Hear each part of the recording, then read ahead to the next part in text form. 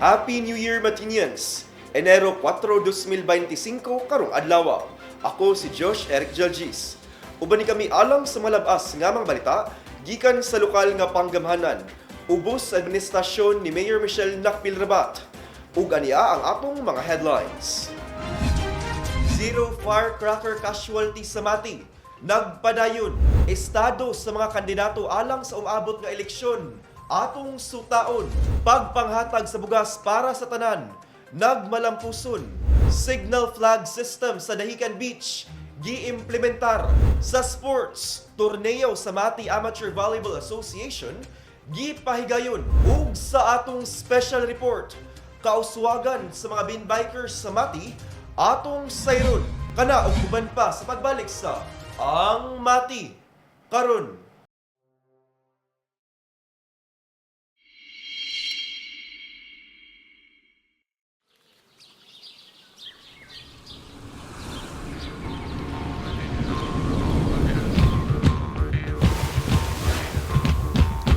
Boa noite, povo, que eu cheguei.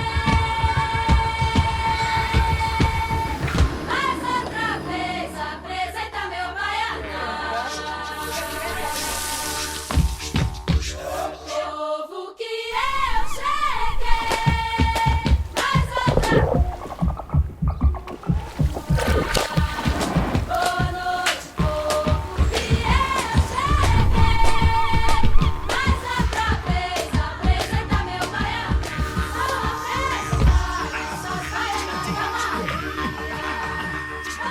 Mati is where to be. Make it Mati. Maganahay nga di.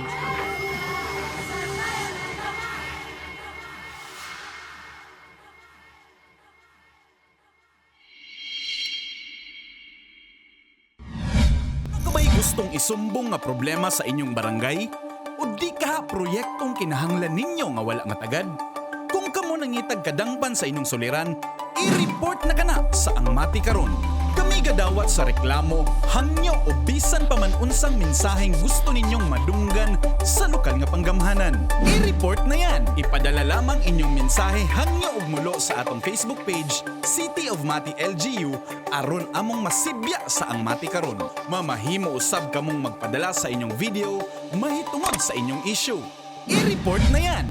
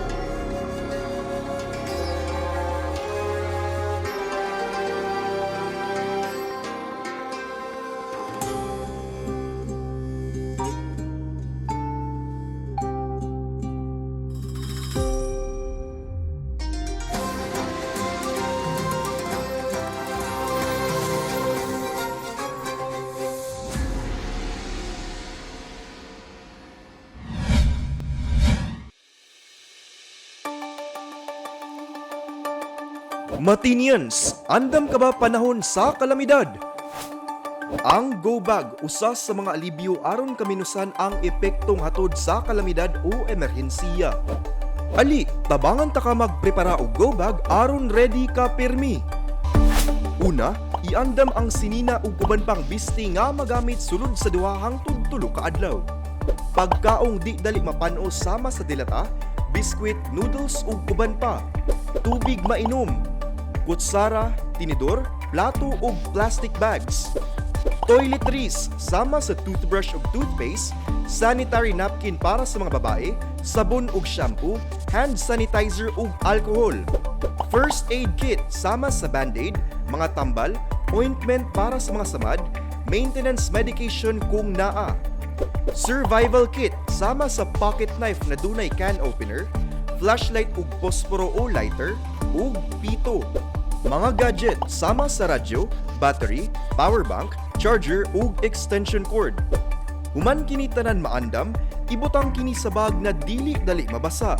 Ang go bag ibutang sa butanganan na dali ra makita. Hinumdumi, mas luwas ang taong andam. I-ready na ang inyong mga go bags, Matinians. Kabalo ka ba? Nga otomatikong kansilado ang klase sa mga eskwelahan kung adunay bagyo, kusog nga pagulan, baha, ug kusog nga linog. Subay sa DepEd Order No. 37, Series of 2022. Otomatikong makansela ang klase gikan preschool hangtod grade 12 kung adunay na issue na tropical cyclone wind signals. 1, 2, 3, 4 o 5 gikan sa PAG-ASA o ang Philippine Atmospheric, Geophysical and Astronomical Services Administration. Gawas sa bagyo, otomatikong kanselado sab ang mga klase kung adunay gi-issue ang PAG-ASA na orange ug red rainfall warning. Mamahimo sab na magsuspende og klase ang lokal na panggamhanan tungod sa pagulan bisan og walay warning gikan sa PAG-ASA. Samtang otomatikong makansela sab ang mga klase kung adunay flood warning gikan sa PAG-ASA. Makansela o masuspende sab ang mga klase bisan og walay flood warning sa PAG-ASA kung kini gimando sa lokal na panggamhanan. Sa panahon sa linog, otomatikong makansela ang mga klase kung lapas sa intensity 5 ang gideklara sa PHIVOLCS nakakusgon sa linog. Samtang mamahimong ikansela sa lokal na panggamhanan o mga school principal ang klase kung adunay linog na baba sa intensity 5 ang kakusgon. Kini nga polisiya mausab ang ginasubay sa Commission on Higher Education CONCHED. Karon, kabalo na ka! Walay na talang nabuthan sa firecracker dinhi sa Dakbayan sa Mati atol sa pagsugat sa tuig 2025. Luwas, malinawon ug hapsay nga gisugat sa katawhan sa Dakbayan sa Mati ang tuig 2025 diin walay bisan usa ka insidente sa firecracker nga natala sa Davao Oriental Provincial Medical Center kon DOPMC ug St. Camillus Hospital base sa datos kaniadtong Enero 1, 2025.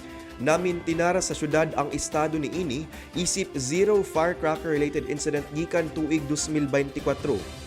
Bisan og walay opisyal nga fireworks display nga gipasiugdahan ang lokal nga kagamhanan kaniadtong Disyembre 31, 2024, malampuson gihapon nga gisugat sa mga Matinian ang bag-ong tuig nga puno sa disiplina ug kaluwasan. Nahimo kini posible pinaagi sa pagpanguna sa kampanya sa City of Mati LGU alang sa luwas nga pagsaulog sa bagong tuig, ilabi na ang hingpit nga pagpatuman sa mga orden dehekutibo, kalabot sa hugot nga pagmonitor sa firecracker zone aron masiguro nga walay mahimong kadaot. Nanguna usab ang kapulisan sa Mati alang sa paghatod og mga pahimangno ngadto sa katawhan aron sila maluwas o malikayan ang mga insidente sa pabuto.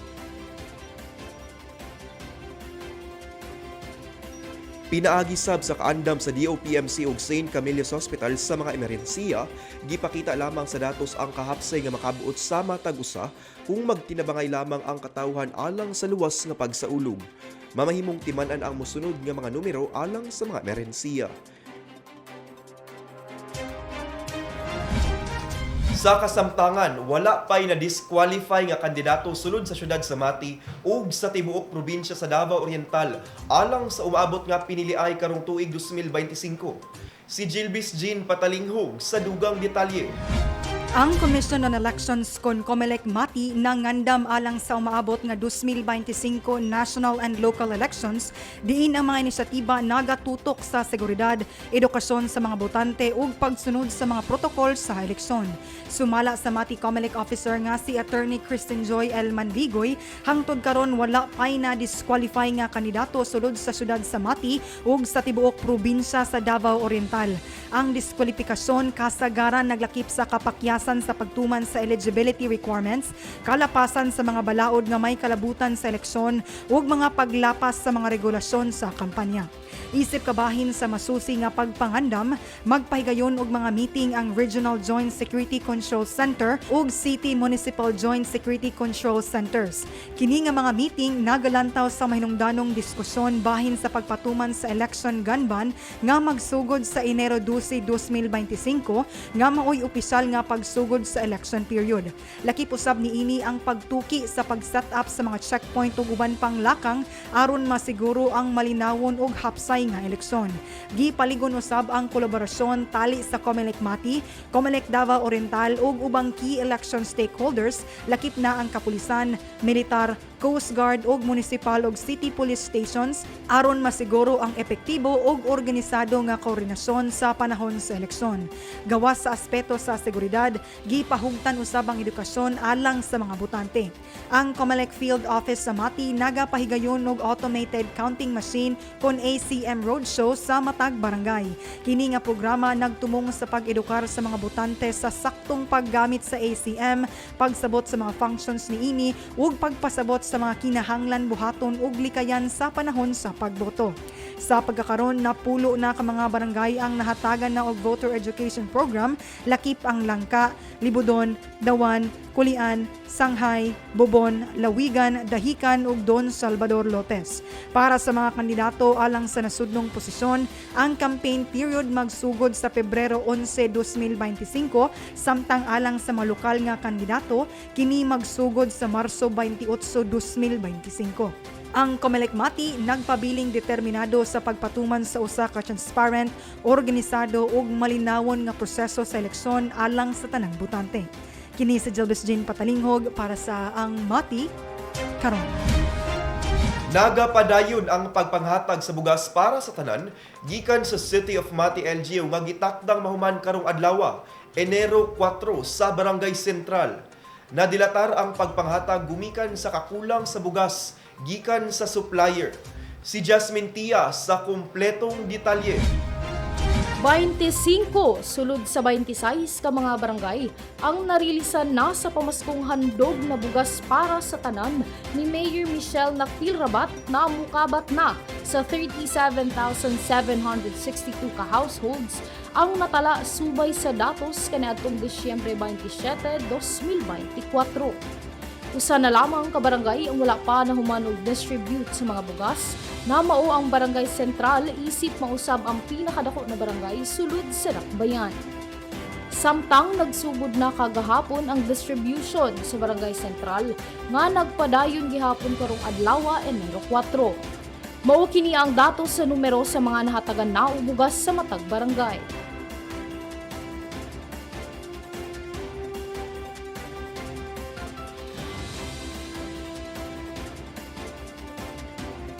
Nagsugod ang pagpanghatag og bugas kaniadtong Disyembre 18, 2024 sa pagpangulo sa City Social Welfare and Development Office, inubanan sa mga barangay health workers ug City Disaster and Risk Reduction Management Office sa Dakbayan.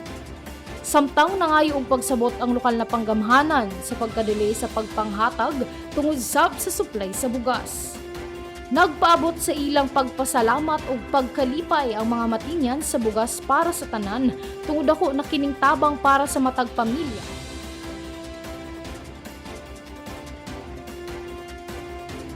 Giklaro sab sa lokal na panggamhanan na ang pagpanghatag sa bugas usa ka regalo sa matag panimalay ug walay kalabutan sa umaabot na eleksyon. Kini si Jasmine Tia para sa Ang Mati karon.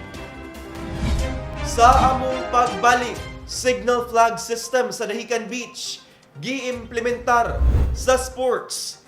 New Year tournament sa Mati Amateur Volleyball Association gipahigayon ug sa atong special report kauswagan sa mga bin bikers sa Mati. Atong sayron kana sa pagbalik sa Ang Mati karon.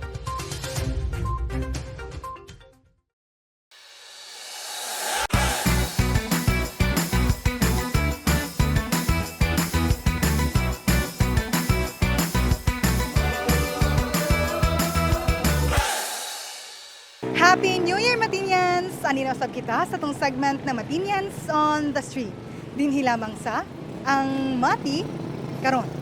Bago lang giaprubahan sa nasudnong gobyerno ang 6.326 trillion pesos nga budget para sa tuig 2025. Bisan pa, dili tanan niini nga budget magagikan sa mga kita sama sa buhis o customs collections. Ang Department of Finance nag-ingon nga 4.64 trillion pesos lamang ang masuportahan sa mga kita nga nagpasabot nga ang gobyerno kinahanglang manghulam og 1.686 trillion pesos aron mapuno ang kakulangan. Samtang ang paghulam makatabang sa pagpondo sa mga importanteng programa sama sa edukasyon, kahimsog ug infrastruktura, kini usab makadugang sa nagkadakong nga utang sa nasod nga ang uban gikabalakan nga mahimong pas-anon sa umaabot nga henerasyon. Busa alang sa atong pangutana karong semana, nabala ka ba sa nagkadako nga utang sa nasod? Ngano o nganong wala? Tara ba ni kami ug atong sutaon ang tubag sa mga Matinians. Yes, ma'am. Okay. Murag wala manggod na butang sa tama ang paggasto sa kwarta sa gobyerno nga kanang naman sa social media makita o mabasa, madungog tanan ang ginahimo. So annoying, ma'am.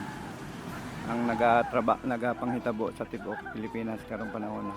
Nambala ko, ma'am. Nga naman, sir. Kahit tungod ko kung dako kagutang, unsa man day imposibilidad na mga to ang among Pilipinas. Pangutaw ra ba dahil sa lain bansa ba? Opo. Loy. Kami naning kamot mig diri sa amo ang sarili. Naning kamot mig na mabuhi lami, dili kay ngayon sila nga usa ba na pangitabo sa lain Pilipinas sa kami lay pabayaro sa lain sa ilang panginahanglan dito sa ilang Pilipinas. Dili mo musugot wala may nabala, wala may nakunana sa kabayan sa Samoa. Normal na siya kay ngano man kita naman tay tax ang gipalit nato sa atong mga ginagmay na mga palitaw nun ato man ang kuan o pero kanang pagrabihan na pod nato sila na mga kuan wala po klaro. Balaka oy. Nani mo balaka nga basig di ta kabayad ani kay magkadako ang utang sa ato ang kuan. Nasod. Maglisod na tagbayad ana. Nabalaka oy kay kuan man mananang kuan ron. Wala ang isiti wa. Dako na kay tag-utang alang-alang di mo na si ma'am di na mo mukan kay dako na mag-utang. Kuan katong mga walang-wala jud dili na matabangan kay wala na may kamahal ang bugas. oh samot ang kuan nga. Pero mo okay ra sa mo ang katong luwasonon jud na kailangan tabangan. Maylo oy kami kay kuan man katong panang na bukid mga kuan wala na mo toy mga kuan nila taon tabangan sa gobyerno wa na katabang kay napuno naman ta sa utang. Oo, nabalaka ko. Kasi wala na yung ayuda pamimigay sa mga mahihirap. O kay daghan na utang sa kuan. Atong nasod. Wala ko yun. Para nabalaka man gud ma'am kay magdako ang utang na di man makakuan sa mga tao. Yes, ma'am. Nabalaka yun kay for example anang para sa PhilHealth ron wala na ipondo. Syempre, kanagod ang gikuanan sa mga tao, gisaligan para sa nanay mga anak, may masakit. Unsaon na lang na wala na ipundong PhilHealth, asa sila magkuan og tabang. Nabalaka ko, like, gaya sa yung istorya ma'am ba, like, an example na PhilHealth, ma'am, kanang, like, example, ma'am, what if na ay mga anak na or na may masakit, then, mas gwapo man gutong na ay pundo ang PhilHealth, ma'am, kay dito man gusto sila mga yuog kuan ng batabang, like, pati, like, pud sa malasakit po lang, parehas ako, ma'am, for example, buntis ko, ma'am, then, kanang mga nakay ko, ma'am, then, nagsalig ko, ma'am, na ay PhilHealth, good, ma'am, then, kaya wala man gud ka mabayaran ato, 0-0, ma'am, pud ka, ma'am, de, karon ma'am, wala na ay PhilHealth, ma'am, di, asa na magkuanog pangkuan, asa ni, pangtabo, pangbayad. Siyempre, nagkabalaga ko siyempre sa atong sitwasyon karon sa atong kalisod, hindi ka na ni atong sistema sa atong gobyerno. Sige, tagpangutang ko niya, paano na lang nagsunod? So, lisod kaya na ito karon nga, o magsige na yung unana, takilid kita perni, lisod kayo. So, ang buhaton sa gobyerno, nga, hila po nang i-balance ba nga, may igayon po nga medyo makapanta sa atong utang karon sa Pilipinas o Kapag po sa mga tao po di nga na. Ug mao kana ang tubag sa Matinians kabahin sa atong pangutana karong semana. Ubani na usab kami sunod semana dinhi lamang sa Matinians on the Street. Ako si Jelvis Jean Patalinghog, amping.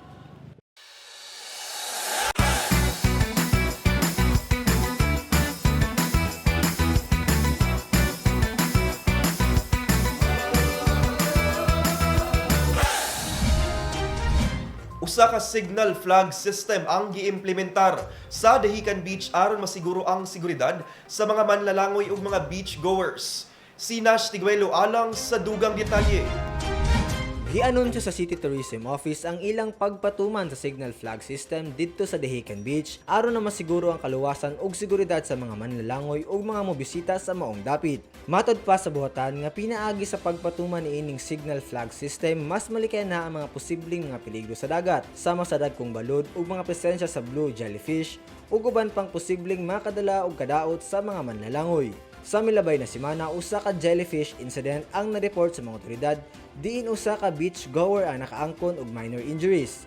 Dali hinuon kining naalibyuhan. Kahinumduman usab nga pipila na ka mga kaso sa mga nangalumo sa maong dapit sa miaging tuig tungod sa mga dagkong balod. Tungod sa mga insidente, ang buhatan sa turismo ni paila og bag-ong signal flag system aron sa daling pagpahibalo sa mga manlalangoy ug surfers bahin sa mga kondisyon sa baybayon. Lakip na ang posibleng peligro sa kinabuhi sa dagat sama sa jellyfish. Gidasig usab ang mga tag-iya sa resort, lifeguards ug uban pang stakeholders sa pagpatuman ug pagpasiug sa sistema aron masiguro nga ang mga bisita nahibalo sa mga risgo ug nakasabot sa mga flag indicators. Matod pa ni Peter Ordinaria, President sa Mati Water Sports Association ug usa ka lifeguard, na naayupat ka mga lain-lain mga color sa flag na ilang ibutang sa coastline na mao ang red, yellow, purple ug green.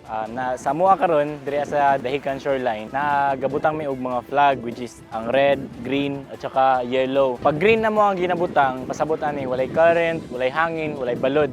So pag yellow na pud among ginabutang, pasabot ana na ay waves, na ay current pero dili kay siya strong. Pwede siya maka-surf, pwede siya maka-swim. Pag red na pud among ginabutang, pasabot ana na ay mga delikado. Example, na ay mga dagko na driftwood, na dagko kayo ang balod, kusog ang current, kusog ang hangin, and especially na ay mga jellyfish. Kabutang amo ang flag diri sa public beach entrance and dito apod sa Maymenzi at saka DSR. Among gina-change na if mag-change sa pud ang weather. Samtang mao kini ang mga hotline numbers na pwede ninyo tawagan kung kamuan na sa peligro.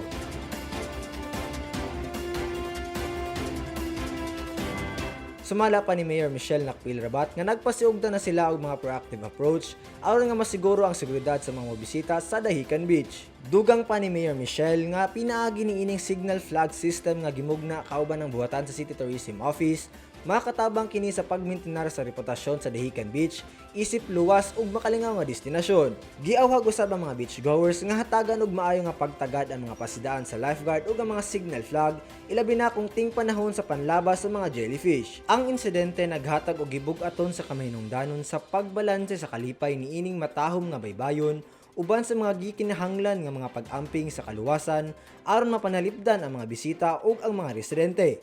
Kini si Nash Tiguelo para sa Ang Mati Karon. Gi-celebrar sa Mati Amateur Volleyball Association ang ilahang year-end celebration pinaagi sa usa ka torneo kaniadtong Disyembre 28 hangtod 29, 2024. Si Peter Jan Buencamino sa report.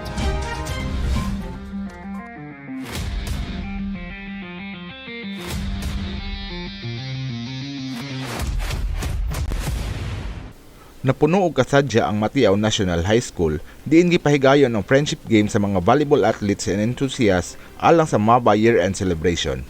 Usa-usab kini kapaghandom sa mga nakabot nga kalampusan ug hagit nga nasinati sa Mati Amateur Volleyball Association sa tuig 2024. Ang maong padula naghanyag sa katakos ug kahanlas sa mga Matinyan volleyball athletes bisan pa man kini usa ka friendly match lamang. Nakita diri ang pila ka tuig nga pagbansay hilabihan na sa mga batanong volleyball athletes sa Dakbayan. Napakita usab diri ang panaghiusa sa volleyball community sa Dakbayan sa Mati nga ang volleyball dili lamang team sports kundi usa sab ka community sport nga nagahiusa sa katawhan bisan pa man sila mga bata, tiguwang, babae man o lalaki. Kini si Peter Jan Buencamino para sa ang Mati karon. Kahinumduman nga nanghatag ang buhatan sa Mati City Environment and Natural Resources Office ug mga bin bike sa pipila ka mga Matinians kalabot sa Solid Waste Management Program sa City of Mati LGU ug aron kahatagan ug panginabuhian ang mga Matinians. Karon atong sutaon kung unsa ang kahimtang ug mga kalampusan sa maong mga bin bikers sa special report ni Albert Louis Villar Jr.